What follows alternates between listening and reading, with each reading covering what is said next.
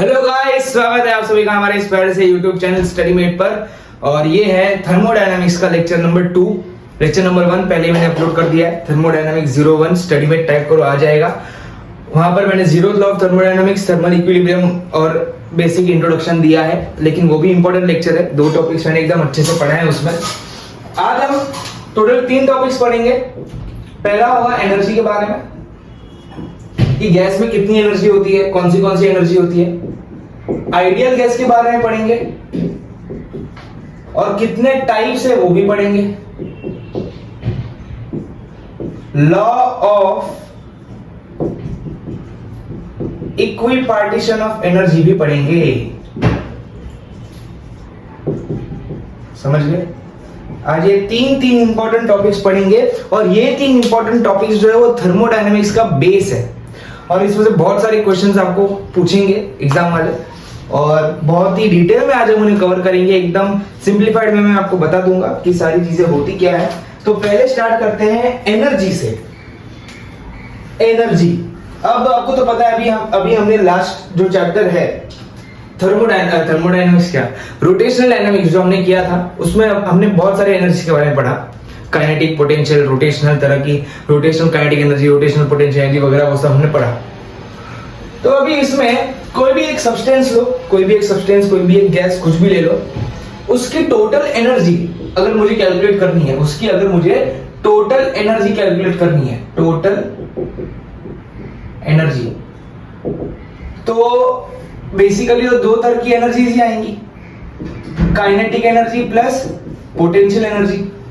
पर अगर मैं गैस और सब्सटेंस की बात करूं और मैक्रोस्कोपिक वे में मुझे अगर देखना है, मैक्रोस्कोपिक वे में अगर मुझे देखना है, 2 के अलावा और एक एनर्जी आएगी और वो होगी इंटरनल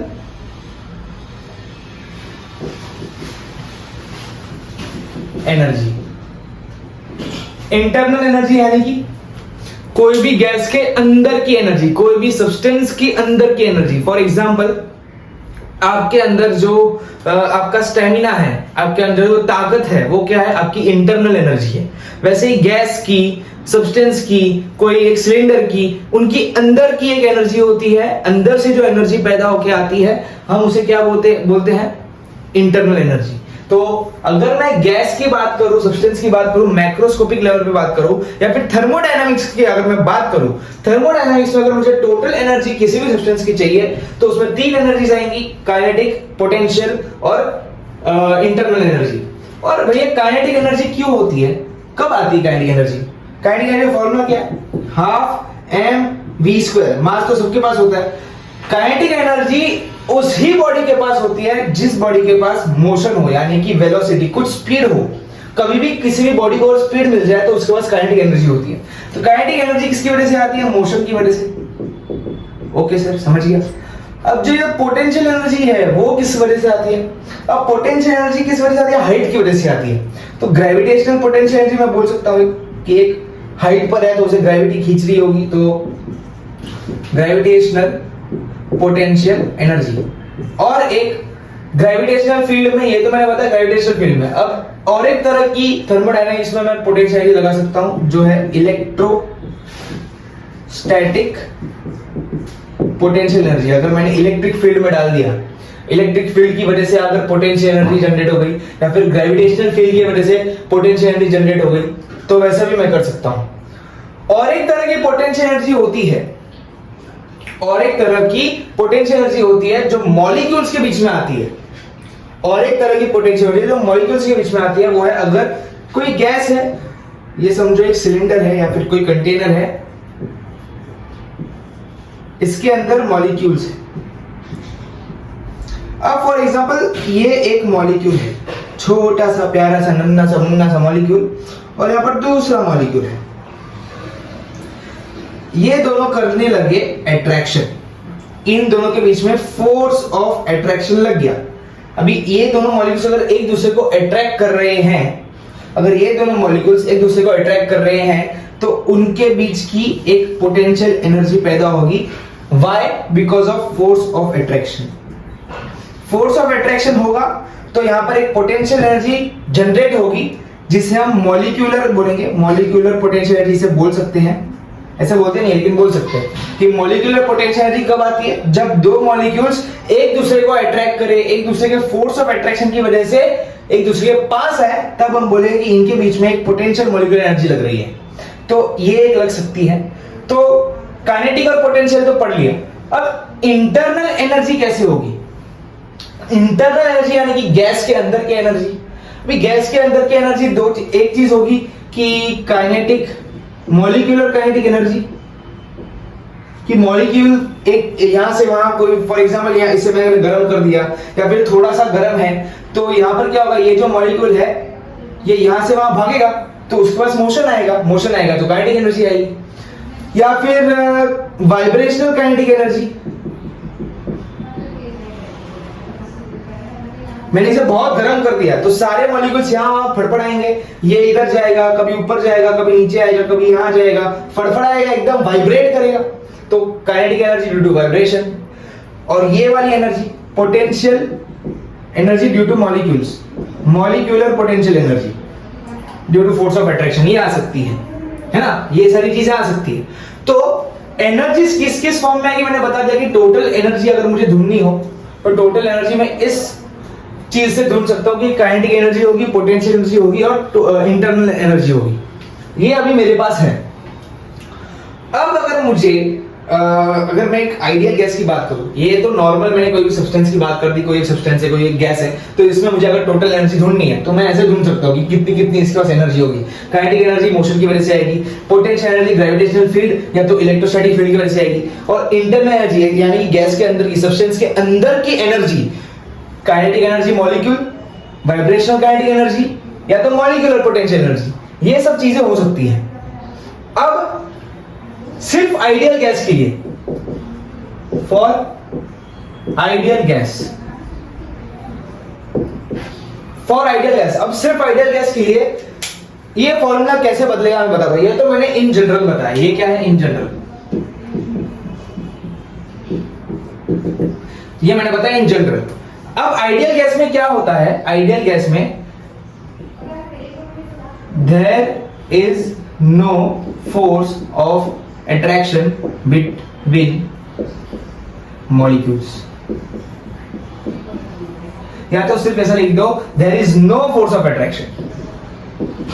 इनमें, इन सभी के बीच में कोई फोर्स ऑफ अट्रैक्शन है ही नहीं, इन सभी के बीच में कोई फोर्स ऑफ अट्रैक्शन है ही नहीं, यानी कि मैं क्या बोल सकता हूं, there is no potential energy due to molecules,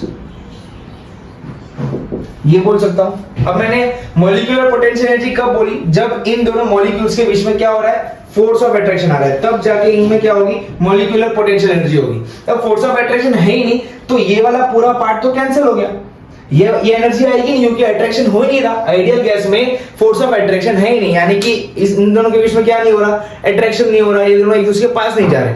अब ये थियोरेटिकल, ये बोला गया, ये प्रूफ किया गया है, तो हमें सिर्फ इतना जानना है कि आइडियल गैस में there is no force of attraction, यानी कि there is no potential energy due to molecules.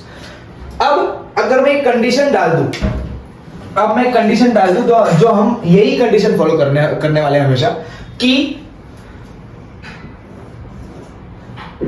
if there is no motion and field, यानी कि मैंने एक सब्सटेंस लिया यहां पर, अब तक हम जो बात कर रहे थे, हम क्या बात कर रहे हैं कि यहां पर एक कंटेनर है, कंटेनर के अंदर क्या है, मॉलिक्यूल्स है, छोटे छोटे छोटे छोटे बिल्कुल आपके जैसे, और ये कंटेनर v वेलोसिटी से भाग रहा है और हाइट h डिस्टेंस ऊपर है, v वेलोसिटी से भाग रहा है और हाइट h डिस्टेंस ऊपर है, तो यहां पर v वेलोसिटी की वजह से क्या आएगी, काइनेटिक एनर्जी आएगी, हाइट की वजह से mgh आएंगे, और इसके अंदर की एक इंटरनल एनर्जी होगी। यानी कि हमने तीन इक्वेशन लिखी, तीन एनर्जी लिखी, काइनेटिक, पोटेंशियल और इंटरनल। लेकिन अब मैं क्या बता रहा हूं कि देयर इज नो मोशन, यानी कि वेलोसिटी है ही नहीं, वो रेस्ट पे है, वेलोसिटी है ही नहीं, वो रेस्ट पे है, और कोई फील्ड भी नहीं है, यानी कि कोई पोटेंशियल एनर्जी भी नहीं होगी, वो हाइट पे है ही नहीं, वो कोई भी हाइट पे नहीं है, कोई फील्ड नहीं है, कुछ हाइट है ही नहीं, यानी कि पोटेंशियल एनर्जी भी नहीं है। मैंने क्या बताया, मोशन नहीं है यहाँ पर, ये कंटेनर है, अंदर मॉलिक्यूल्स है, वो स्टेशनरी ऐसे ही खड़ा है, ऐसे ही बैठा हुआ है रेस्ट पे, तो नो काइनेटिक एनर्जी, यहाँ पर काइनेटिक एनर्जी नहीं आई, पोटेंशियल एनर्जी भी नहीं आई क्योंकि मैंने बोला know field.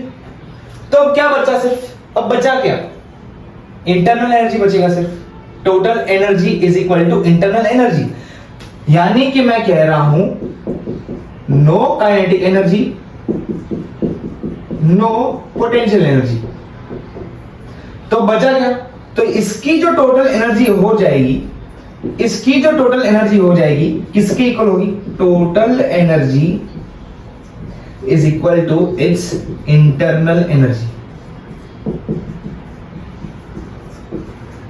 Total energy is equal to its internal energy.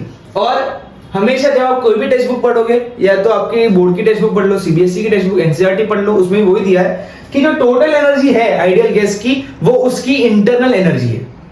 The total energy of ideal gas is its internal energy, जो उसकी अंदर की ताकत है, जो उसकी अंदर की एनर्जी है, वो ही उसकी टोटल एनर्जी है, और बाहर से कोई एनर्जी नहीं है, काइनेटिक नहीं, पोटेंशियल नहीं, ओनली इंटरनल एनर्जी। अभी इंटरनल एनर्जी में भी कौन सी एनर्जी है, क्योंकि यहां से मैंने पोटेंशियल तो हटा दिया, क्योंकि आइडियल गैस में ये दोनों कंडीशंस आ जाती है कि इसमें फोर्स ऑफ अट्रैक्शन है ही नहीं, फोर्स ऑफ अट्रैक्शन नहीं, यानी कि मॉलिक्यूलर पोटेंशियल एनर्जी भी नहीं है। अब इंटरनल एनर्जी में 3 एनर्जी आ रही थी, जिसमें से ये कट गई, तो अब कौन सी बची, molecular kinetic energy, vibrational kinetic energy. और ये जो वाइब्रेशनल काइनेटिक एनर्जी कब आएगा, if there is high temperature.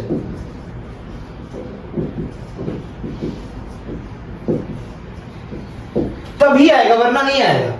अगर हाई टेम्परेचर लगा है तो ही आएगा, वरना सिर्फ मॉलिक्यूलर काइनेटिक एनर्जी होगी, वरना कोई उसके अलावा कोई एनर्जी नहीं होगी। अगर ऐसा क्वेश्चन में बोला देयर इज हाई टेम्परेचर जिसकी वजह से वाइब्रेशन हो रहा है, तो हम 2 एनर्जीज लगाएंगे, वरना एक ही लगाएंगे। अगर मैं 2 भी लगाऊं तो दोनों क्या है, काइनेटिक ही है, पोटेंशियल तो है नहीं। Vibrational kinetic energy, molecular kinetic energy. और वाइब्रेशनल काइनेटिक एनर्जी कब लगेगी, जब हाई टेम्परेचर है।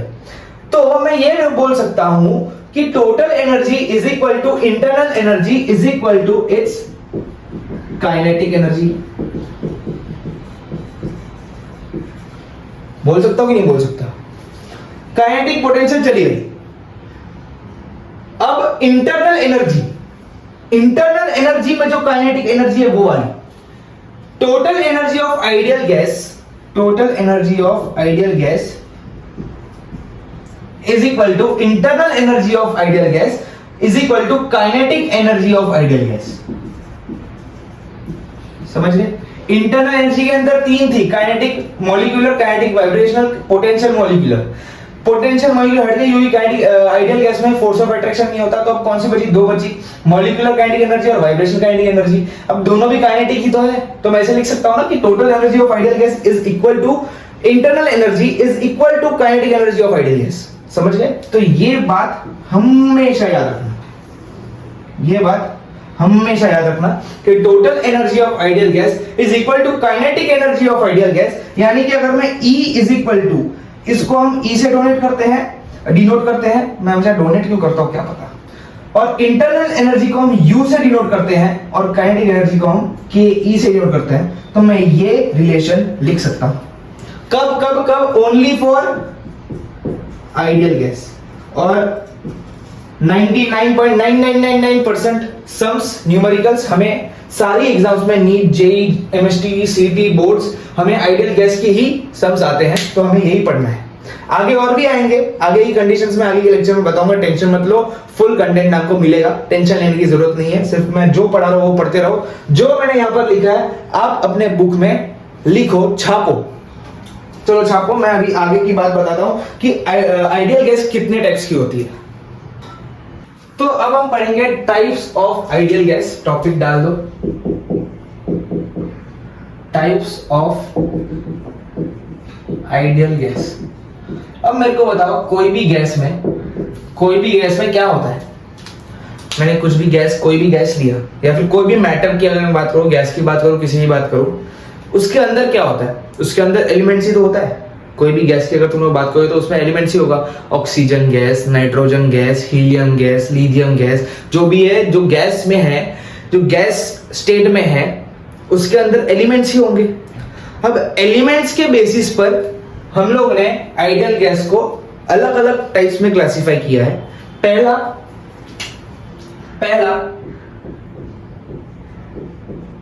मोनो एटॉमिक गैस,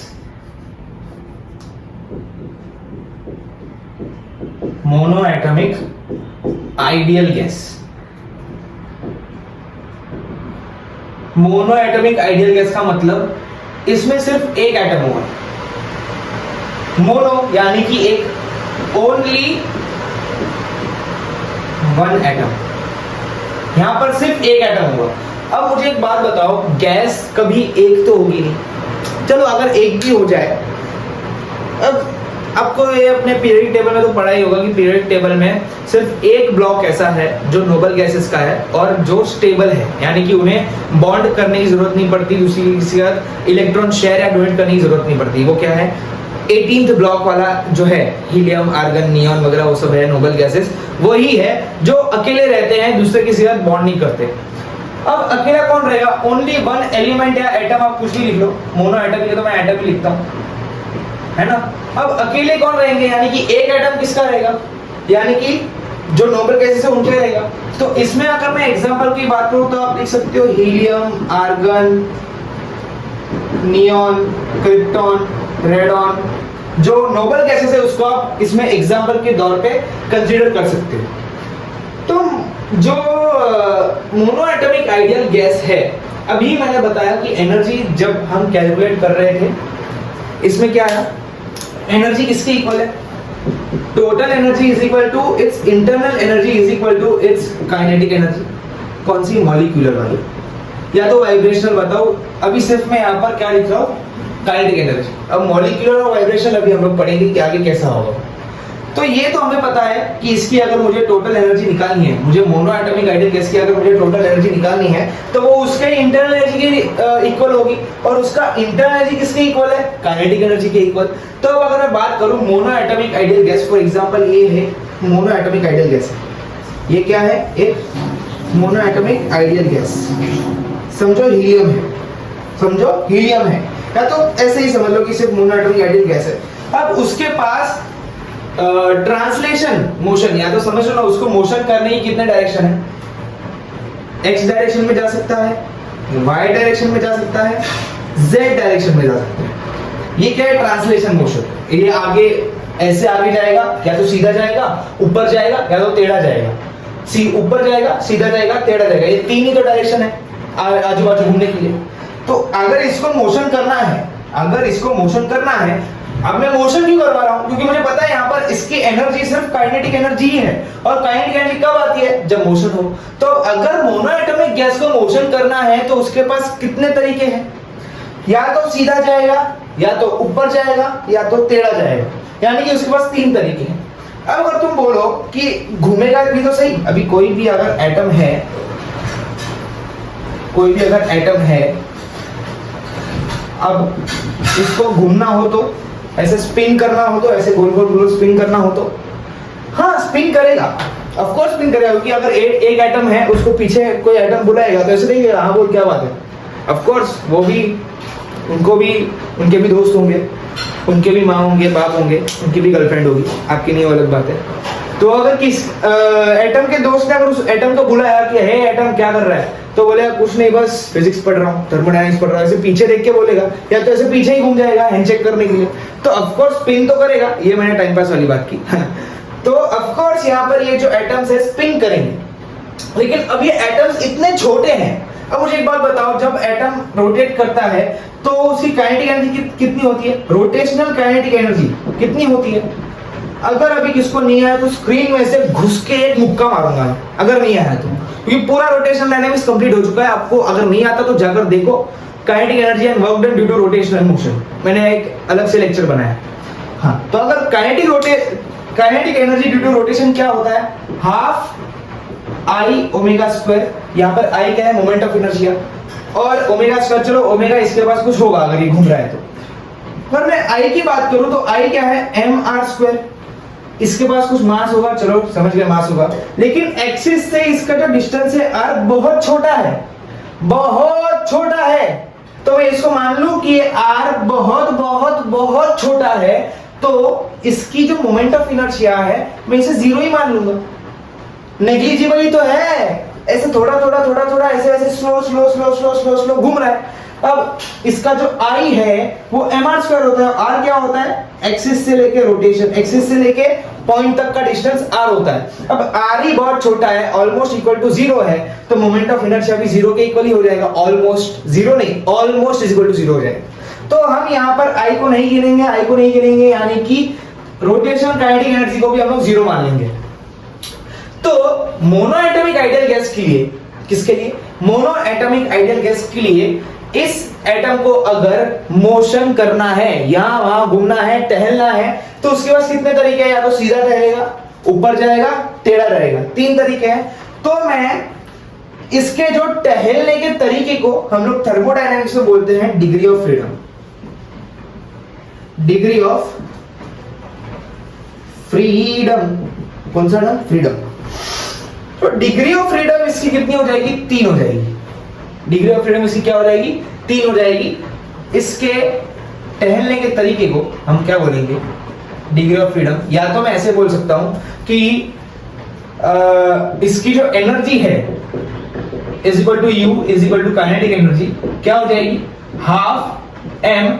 अगर x डायरेक्शन में रहेगा तो वेलोसिटी vx हो जाएगी, यहां पर vz हो जाएगी, यहां पर vy हो जाएगी, है कि नहीं? यस सर, हो जाएगी, चिल्लाओ। vx square plus half M vy square plus half M vz square, ये होगी कि नहीं होगी? तो मुझे एक बात बताओ, क्या बताओ? बात बताओ। नहीं बताएंगे, जाओ, क्या कर लेंगे? अरे मैं बताता हूं। अब ये जो डिग्री ऑफ फ्रीडम है, अब ये जो डिग्री ऑफ फ्रीडम है, ये इसके वे ऑफ ट्रांसफर यानी कि वे ऑफ मोशन से डिफाइन होती है। इसका वे ऑफ मोशन कितना है? 3 है। 3 काइनेटिक एनर्जीज है, तो मैंने क्या लिख दिया? 3 लिख दिया। तो वैसे हम ऐसा डिग्री ऑफ फ्रीडम लिख सकते हैं। अब और एक चीज, इसमें ही मैं law of equipartition of energy डाल देता हूं। चलो थोड़ी भेल पकाए हम लोग, भेल पूरी खाएंगे, है ना? इसके बीच मैंने ये टॉपिक घुसेड़ दिया, कोई नहीं, कुछ प्रॉब्लम नहीं होगा, टेंशन मत लो। अब मैंने यहां तक तो सबको समझा होगा कि इसकी 3 एनर्जीज आएंगी। एक तो ये सीधा जाएगा, ऊपर जाएगा और टेढ़ा जाएगा, इतना सबको पता है अभी। इसलिए इसका डिग्री ऑफ फ्रीडम, जिसे हम कोई लोग DOF भी बोलते हैं या तो सिर्फ F बोलते हैं, डिग्री ऑफ फ्रीडम को F से डिनोट करते हैं। तो इसका F कितना है? 3 है। यहां तक सबको समझा है। अब इसकी एनर्जीज भी कितनी होगी? इतनी होगी, ये भी सबको समझा है, बहुत इजी था। सर अभी कुछ हमको नया बताओ। ये सब तो सबको पता है, बच्चे को भी पता है, हमारे पड़ोसी को भी पता है, कुछ नया बताओ। तो अब लॉ ऑफ इक्विपार्टीशन एनर्जी आपके लिए नया है, तो पढ़ लो। Law of equipartition of energy क्या बोलता है कि इसके जितने भी वेज है मोशन करने के, कोई भी एटम के जितने भी वेज है मोशन करने के, हर एक वे में इक्वल एनर्जी लगेगी। फॉर एग्जांपल यहां पर कितने वेज है? 3 वेज है, एक ये, एक ये, एक ये। तो लॉ ऑफ इक्विपार्टीशन एनर्जी क्या बोलता है कि इतना एनर्जी करने के लिए भी सेम, इतना ट्रैवल करने के लिए, यानी कि x डायरेक्शन में ट्रैवल करने के लिए भी सेम एनर्जी लगेगी, y में ट्रैवल करने के लिए भी सेम एनर्जी लगेगी, z में ट्रैवल करने के लिए भी सेम एनर्जी लगेगी। यानी ये क्या बोलता है? The average kinetic energy of each molecule in each degree of freedom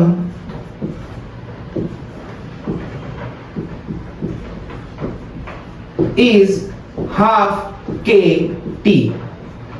half kT क्या बोल रहा है? The average kinetic energy of each molecule in each degree of freedom. ये क्या है? Degree of freedom in x direction, y direction, z direction, यानी कि 3 degrees of freedom है। यहाँ पर कितनी? 3 है ना। अगर मैं ईच की बात करूं तो ये एक अलग हो गया, ये एक अलग हो गया, ये एक अलग हो गया।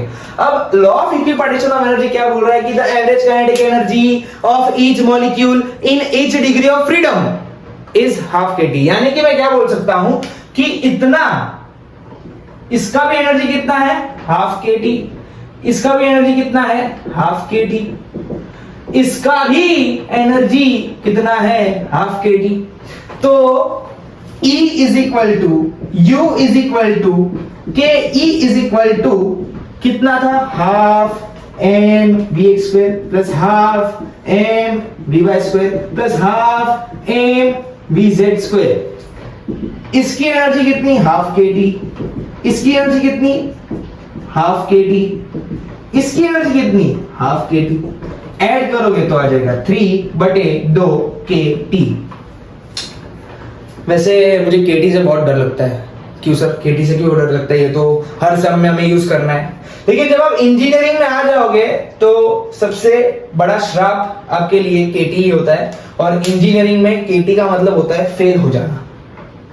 तो आपको केटी नहीं लगनी चाहिए इंजीनियरिंग में, कभी भी फेल मत होना। कोई भी सब्जेक्ट में केटी नहीं लगनी चाहिए, केटी नहीं आना चाहिए। कोई भी सब्जेक्ट में केटी आ गया यानी कि बहुत बुरी चीज होती है, श्राप होता है वो, श्राप। तो मुझे केटी से डर लगता है, लेकिन आपको केटी से प्यार करना पड़ेगा क्योंकि आपको ये बहुत सम्स में यूज होने वाला है। तो इसमें केटी क्या है और मैं अच्छे से बताता हूं। यहां पर बात खत्म नहीं है, पिक्चर अभी बाकी है मेरे दोस्त। तो ये 3/2 केटी जो है, इसमें टी इज टेम्परेचर और के इज बोल्ट्जमैन, कौन सा मन, बोल्ट्जमैन कांस्टेंट। इसकी वैल्यूज में आपको सम करते वक्त, न्यूमेरिकल करते वक्त बताऊंगा। अभी इतना जान लो कि के क्या है, एक कांस्टेंट है। जैसे कि ग्रेविटेशन में जी यूनिवर्सल ग्रेविटेशनल कांस्टेंट होता है, इलेक्ट्रोस्टैटिक में के कांस्टेंट होता है। तो यहां पर भी के एक कांस्टेंट है, बोल्ट्जमैन कांस्टेंट। और टी क्या है, टेम्परेचर। समझ गए, टी क्या है, टेम्परेचर। यहां तक समझा है सबको? यस सर, बहुत अच्छे समझा है आपने, बहुत अच्छे समझा, मजा आ गया हमको, बहुत मजा आ गया। तो अभी मैं ये हटा दूं, ये इसको छोटा कर देता हूं कि मुझे और लिखना है, बड़ा बोर्ड है नहीं अपने पास, गरीब है, गरीबी में डूब रहे हैं। इज इक्वल टू 3/2 के टी। अब मुझे एक बात बताओ, नहीं बताएंगे, मैं बताता हूं।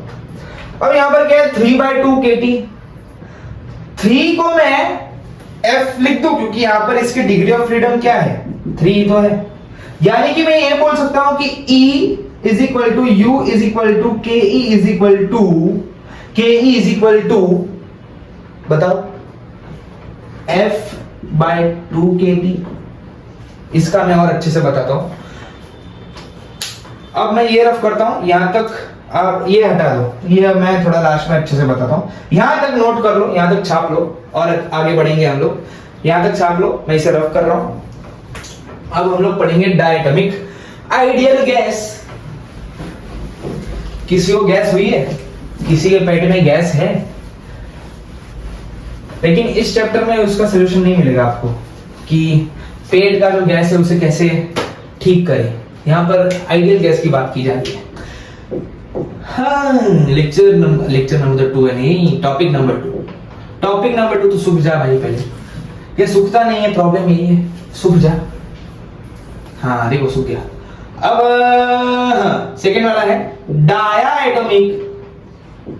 कौन सा atomic? Diatomic ideal gas.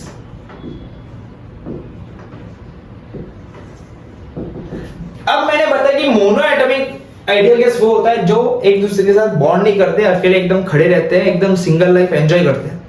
अब डायटोमिक वो होते हैं जो बॉन्डिंग करते हैं, है ना, जो मोनोएटॉमिक को जलाते हैं। लेकिन मोनोएटॉमिक जलते नहीं क्योंकि वो खुश है कि वो सिंगल है, इंडिपेंडेंट है, कोई दबाव है ही नहीं, इंडिपेंडेंट, अपनी मर्जी, अपनी मन मर्जी। एक्स में जाना तो एक्स में जाओ, वाई में जाना वाई में जाओ, जेड में जाना जेड में जाओ, 3 डायरेक्शन में घूमो। लेकिन ये जो डायटोमिक आइडियल गैस है वो बॉन्ड करता है।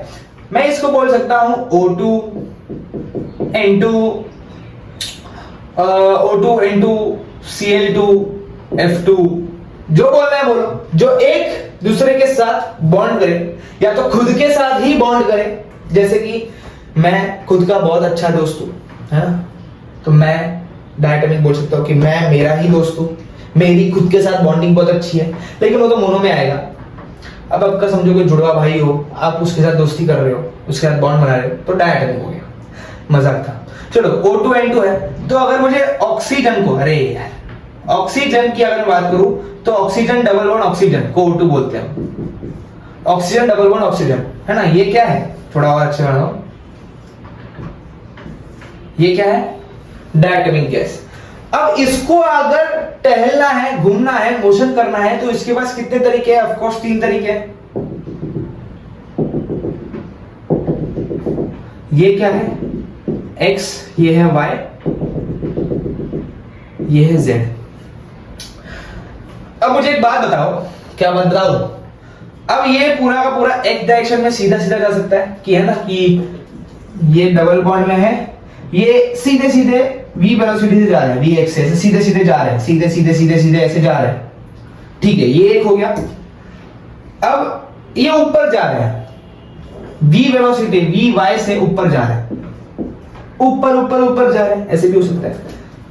z डायरेक्शन में जा रहे हैं, vz से ऐसे टेढ़ा जा रहे हैं, टेढ़ा ऐसे ऐसे ऐसे ऐसे ऐसे जा सकते हैं, ऐसे जा सकते हैं, ऐसे जा सकते हैं, ऐसे जा रहे हैं, देखो ऐसे ऐसे टेढ़ा टेढ़ा जा रहे हैं, टेढ़ा।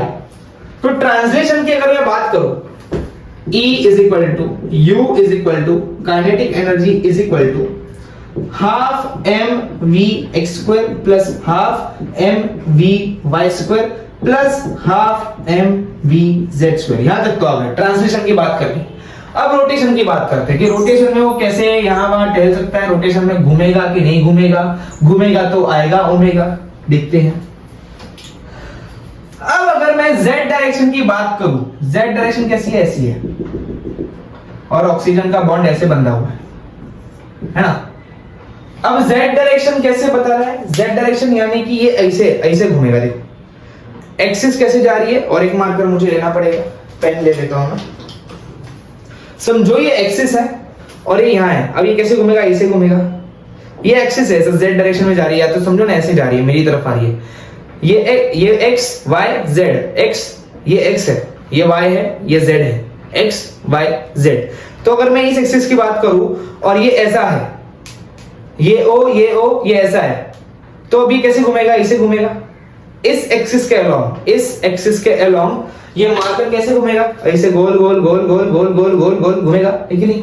तो ऑफ कोर्स यहां पर घूम सकता है, क्योंकि यहां पर इसका जो r है वो ज्यादा है। पिछले टाइम हमने स्पिन की जब बात की थी, इसका r बहुत कम था, इसलिए यहां पर हमने i नहीं लिया था। अगर मुझे यहां पर i की बात करनी हो, i इक्वल टू क्या है, mr², तो यहां पर r छोटा नहीं है, तो मैं यहां पर i को कंसीडर करूंगा, जीरो नहीं लूंगा, यहां पर मैं i को कंसीडर करूंगा।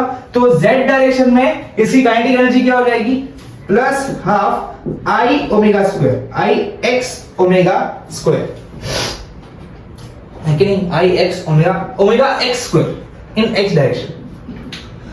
अब अगर मैं y डायरेक्शन में घूमने की बात करूं, ऐसे एक्सिस ऐसे जा रही है और बॉन्ड ऐसे है, यानी कि ऐसे एक्सिस ऐसे जा रही है, जूम जूम जूम ऐसे नीचे जा रही है, तो भी कैसे घूमेगा, ऐसे घूमेगा।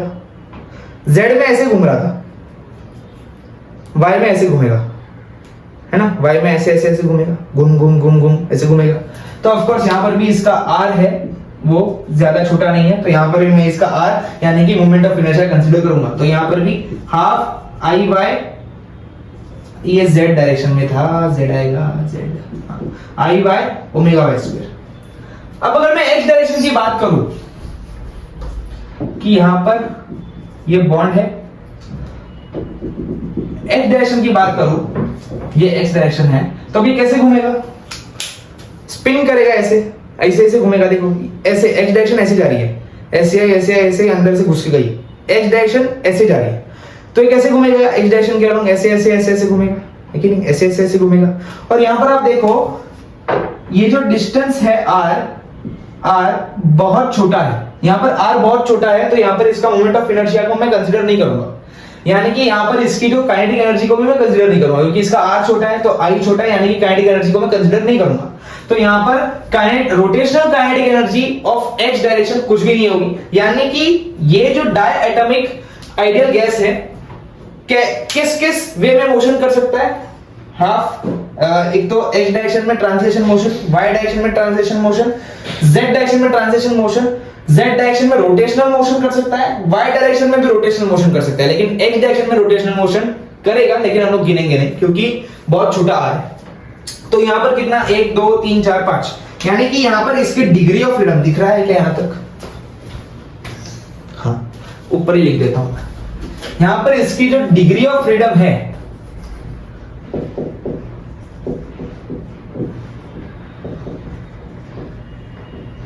कितने की इक्वल हो जाएगी? 5। डिग्री ऑफ फ्रीडम क्या है? 5। समझ गए? अब अगर डिग्री ऑफ फ्रीडम 5 है तो by law of equipartition of energy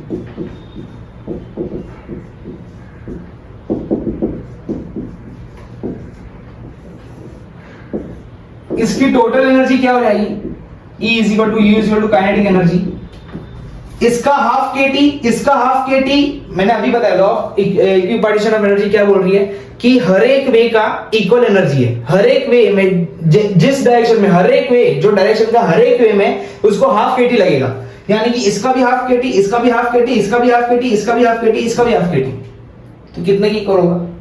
मैंने अभी बताया, इसका फॉर्मूला मैंने बता दिया कि F बाय ये इक्वल होगा 5/2 kT। 5/2 kT किसके इक्वल होगा? 5/2 kT। समझ गए?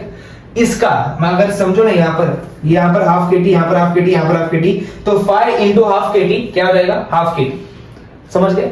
तो ये ध्यान रखना, ये ध्यान रखना, यहां तक नोट कर लो, यहां तक नोट कर लो। मुझे कुछ बताना है, लेकिन मैं सब करने के लास्ट में बताऊंगा वो, क्योंकि लास्ट में बताऊंगा तो आपको और अच्छे समझ में आएगा। तो इसे आप नोट कर लीजिए, छाप लीजिए अपनी बुक में। अब मैं इसे रफ करता हूं।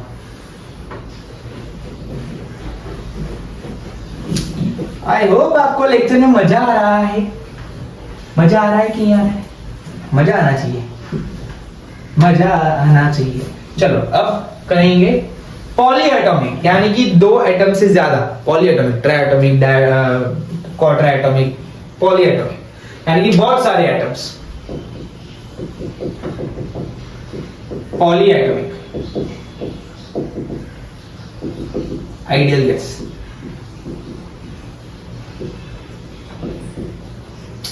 पॉलीएटॉमिक आइडियल गैस, यानी कि समझो यहां पर हो गया SO2, SO3, जिसमें बहुत सारे एटम्स हैं। अभी तक मैंने क्या पढ़ा है? N2O2, जिसमें 2 थे, हीलियम, आर्गन, जिसमें सिर्फ एक था। यहाँ पर क्या है? Sb है और 2 O2 भी है, Sb है, 3 O3 भी है, NO2 है ना। बहुत सारे ऐसे जहां पर 2 से ज्यादा एटम्स हो।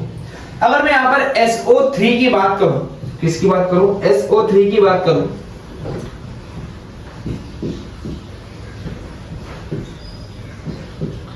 ये ऐसे बॉन्डेड है, ये ऐसे बॉन्डेड है, X Y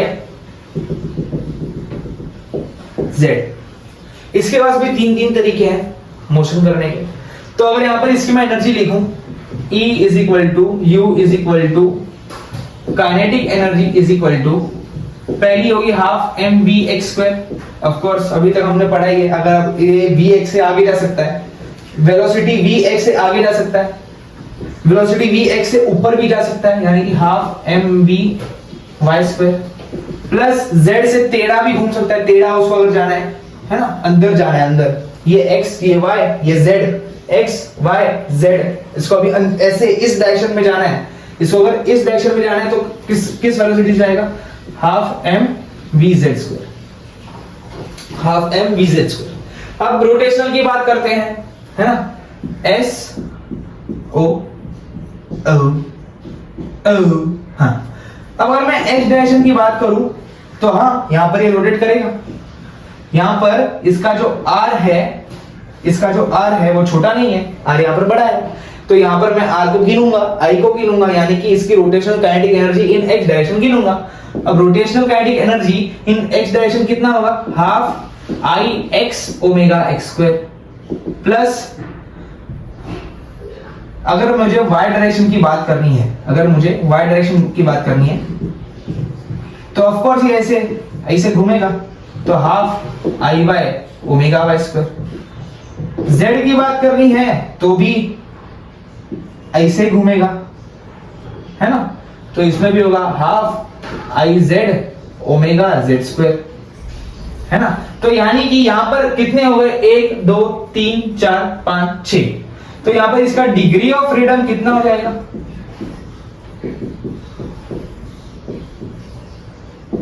6 हो जाएगा। पॉलीएटॉमिक गैस का डिग्री ऑफ फ्रीडम कितना है, 6।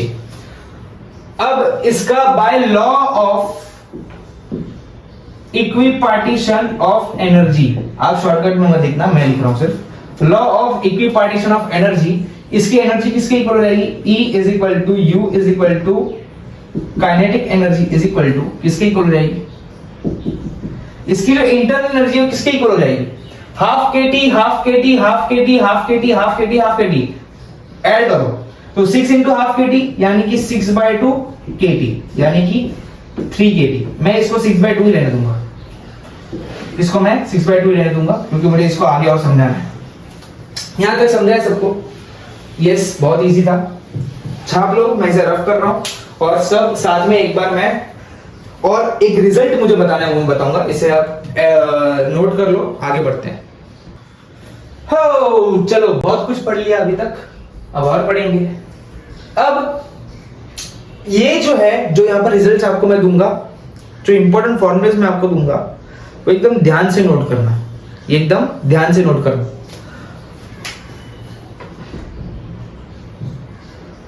एनर्जी ऑफ, अगर मैं मोनो एटॉमिक की बात करूं, मोनो एटॉमिक आइडियल गैस कितना था, 3/2 kT। डायटॉमिक का कितना था,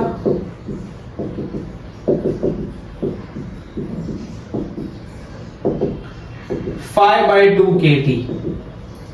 और पॉलीएटॉमिक का कितना था,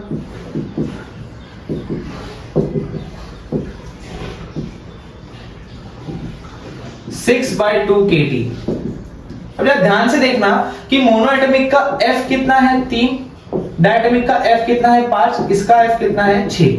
तो यहां पर 3 5 2, तो मैं इसको ऐसे लिख दूं कि, मैं इसको ऐसे लिख सकता हूं कि इंटरनल एनर्जी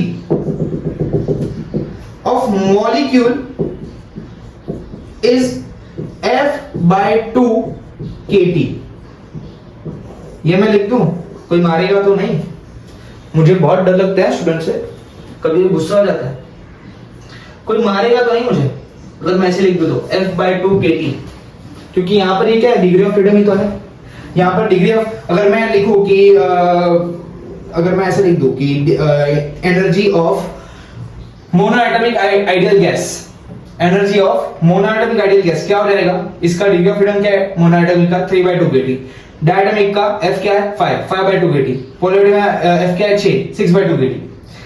ये रिजल्ट याद रखना, दिल में बसा लो, जो है अभी दिल में उसे निकाल दो और इसे दिल में बसा दो। और एक चीज कि energy of one molecule of 1 degree of freedom, of 1 degree of freedom क्या हो जाएगा, energy of one molecule, energy of one molecule of 1 degree of freedom कितना है, हाफ kT। वो तो मैंने बताया अभी, law of equipartition of energy क्या है, law of equipartition of energy क्या है कि हर एक डिग्री ऑफ फ्रीडम का, यानी हर एक वे ऑफ मोशन का, हर एक वे ऑफ, हर एक डायरेक्शन में मोशन का एनर्जी क्या है, हर एक का half kT half kT half kT। तो energy of one molecule of 1 degree of freedom, ये जो अलग अलग हम लोग लिख रहे थे, हाफ mvx2 हाफ mvy2, क्या था, अलग अलग डिग्री ऑफ फ्रीडम ही था, तो ये हाफ kT हो गया। अब मुझे लिखना है, अब मुझे क्या लिखना है कि internal energy of mole,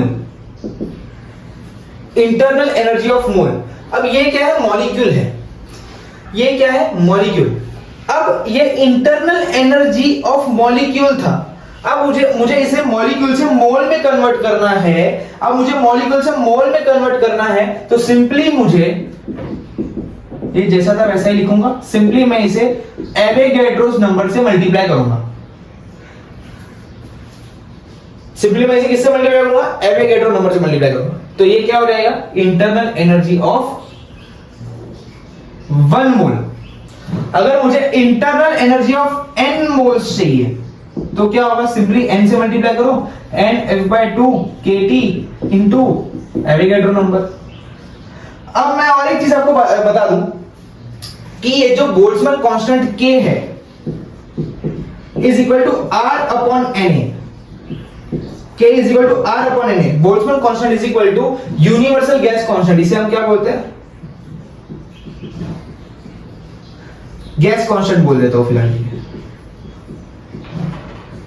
gas constant. R क्या है, गैस कांस्टेंट।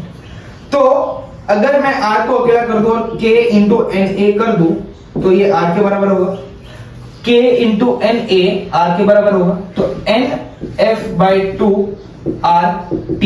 इसको भी मैं लिख सकता हूं F/2 RT। समझ गए, ये भी याद रखना। डायरेक्ट फॉर्मूला में दे रहा हूं सबको, वो जो मैंने अभी किया था अलग अलग हाफ mv² बार बार मैं जो कैलकुलेट कर रहा था वो आपको करने की जरूरत नहीं है। सिंपली आपको मैंने डायरेक्ट फॉर्मूला दे दिया है कि आपको इंटरनल एनर्जी ऑफ मॉलिक्यूल चाहिए तो F/2 kT, एक डिग्री ऑफ फ्रीडम एक मॉलिक्यूल का चाहिए तो हाफ kT, और 1 मोल का चाहिए तो सिर्फ Na से मल्टीप्लाई कर देना है, n मॉलिक्यूल्स थे तो n से मल्टीप्लाई कर देना है। सिंपल सी बात है। अब और एक चीज, अगर ये सब क्या था, ये सिंपल काइनेटिक एनर्जी था। अगर वाइब्रेशनल की बात कर दे, वाइब्रेशनल की बात कर दे तो सारों के डिग्री ऑफ फ्रीडम में +2 कर देना। Degree of freedom will be +2। Degree of freedom को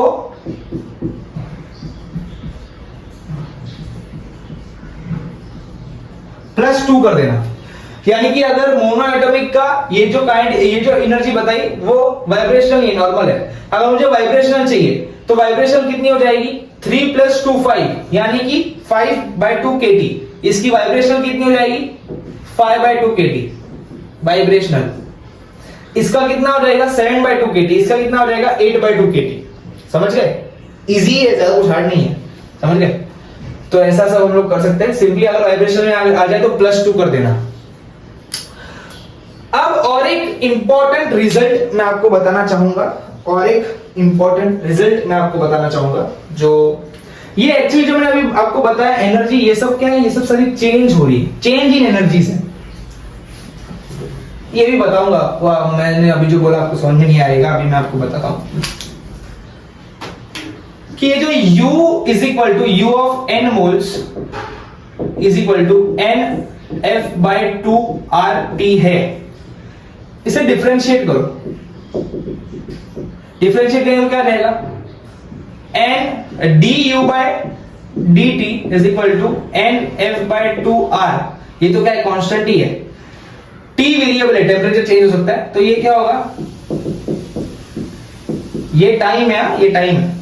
तो मैं इसे ऐसे लिख सकता हूं, ΔU is equal to NF/2 R ΔT। ये क्या है, चेंज इन टेम्परेचर। ये क्या है, चेंज इन इंटरनल एनर्जी। ये है चेंज इन इंटरनल एनर्जी, ये है चेंज इन टेम्परेचर। ये रिजल्ट बहुत याद रखना, बहुत कम आएगा आपको, बहुत कम है, ये याद रखना, ये बोलना, ये बहुत कम है। समझ गए, चेंज इन इंटरनल एनर्जी पूछ दिया तो ऐसे आपको सॉल्व करना है। तो ये था सारा एनर्जी का खेल। और अगर कभी कभार आपको बता दिया कि अभी मैंने क्या बताया कि मोनो एटॉमिक गैस का डिग्री ऑफ फ्रीडम 3 होता है, लेकिन अगर क्वेश्चन में बोला कि ये मोनो एटॉमिक गैस है, इसका डिग्री ऑफ फ्रीडम 3.6 है, तो उसमें झगड़ने मत बैठ जाना कि सर ने 3 बोला था आप 3.6 बोल रहे हो। आप 3 मत लेना, आप 3.6 ही लेना। अगर क्वेश्चन में डिग्री ऑफ फ्रीडम मेंशन्ड है, ये जो अभी मैंने डिग्री ऑफ फ्रीडम आपको बताई वो सब एक्सपेरिमेंटल है, लेकिन कभी कभार समझो अभी मैंने जितनी भी वेलोसिटी सब बताई, कभी टेम्परेचर हाई हो गया, वाइब्रेशन ज्यादा हो गया, कुछ कंडीशन में चेंज आ गया, तो डिग्री ऑफ फ्रीडम बदल भी सकती है। तो अगर क्वेश्चन में ऐसा दिया है कि ये मोनोएटॉमिक गैस है और इसका डिग्री ऑफ फ्रीडम 3.6 है तो 3.6 ही लेना। अगर ऐसा दिया डायटोमिक गैस है और इसका डिग्री ऑफ फ्रीडम 5.2 है तो 5.2 ही लेना। जो क्वेश्चन में दिया वो देना, अगर कुछ नहीं दिया तो यहां से देख के यहां पर जो मैंने पढ़ा है डिग्री ऑफ फ्रीडम पता है वो डाल देना। समझ गए? यस। अब मैं बताता हूं प्रॉपर्टीज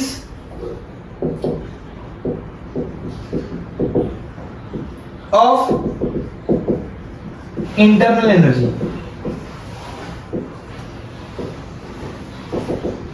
पहली property, it is a state function. It is a state function. अब स्टेट फंक्शन क्या होता है? स्टेट फंक्शन यानी कि does not depend on path. अब ये डेल्टा यू का मतलब क्या है? Delta U is equal to U final minus U initial. Velocity में देखा होगा डेल्टा वी क्या होता है? Final velocity minus initial velocity. तो ये भी यही होता है कि अगर मैं बात करूं कोई एक प्रोसेस है ना, पहले गैस यहां पर थी, समझो उसको मैंने हीट किया तो उसका वॉल्यूम बढ़ गया, तो वॉल्यूम थोड़ा सा बढ़ गया। पहले वॉल्यूम इतना था, बाद में वॉल्यूम थोड़ा बढ़ गया, ये वॉल्यूम बढ़ गया, और साथ में प्रेशर भी बढ़ गया। पहले वॉल्यूम इतना था, वॉल्यूम इतना बढ़ा, इतना वॉल्यूम बढ़ गया। ये एक्स एक्सिस में वॉल्यूम है, इसमें प्रेशर है, तो प्रेशर भी बढ़ा, वॉल्यूम भी बढ़ा। तो बढ़ाने का एक तो डायरेक्शन ये हो सकता है, एक डायरेक्शन ऐसा भी हो सकता है ना। अगर मैं ऐसा बोलूं कि इसको करने के लिए U1 एनर्जी लगी, इसको करने U2 लगी, तो since internal energy is a state function और पाथ पे, पाथ ये क्या है? पाथ नंबर 1, ये है पाथ नंबर 2, पाथ पे डिपेंड नहीं करता। तो मैं ये बोल सकता हूं कि डेल्टा यू, ये delta U1 delta U2, delta U1 is equal to delta U2, दोनों में एनर्जी सेम ही होगी क्योंकि ये पाथ पे डिपेंड नहीं करता। चाहे ऐसे जाओ या चाहे वैसे जाओ, एनर्जी सेम ही लगने वाली है। तो यहां पर मैं ऐसे बोल सकता हूं delta U1 is equal to delta U2। लेकिन ये स्टेट पे डिपेंड करता है कि पहले क्या था? प्रेशर और वॉल्यूम, बाद में क्या है?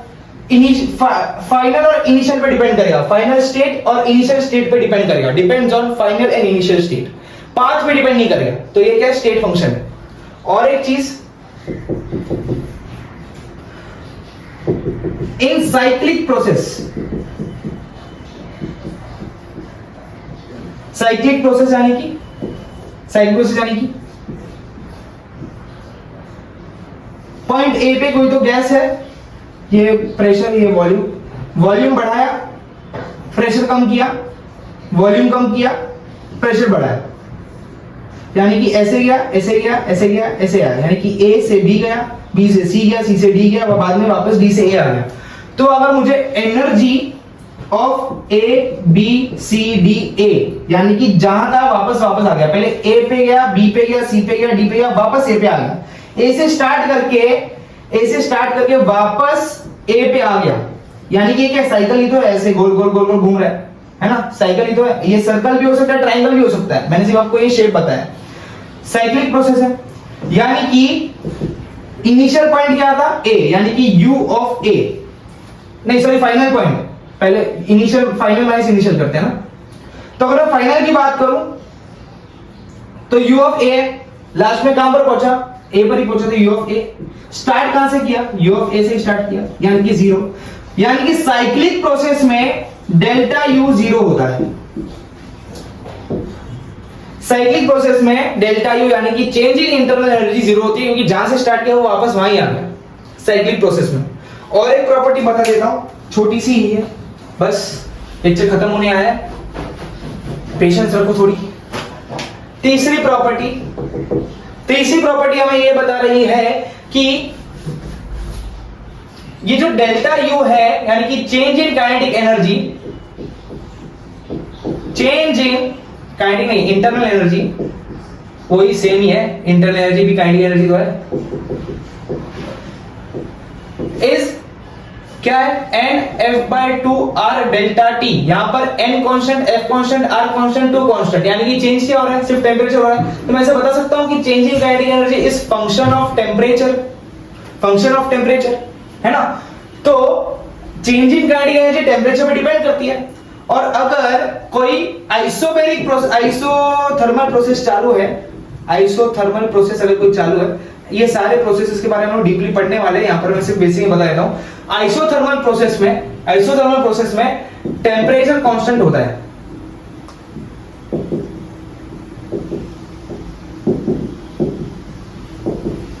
यानी कि नो चेंज इन टेम्परेचर। यानी कि डेल्टा टी जीरो।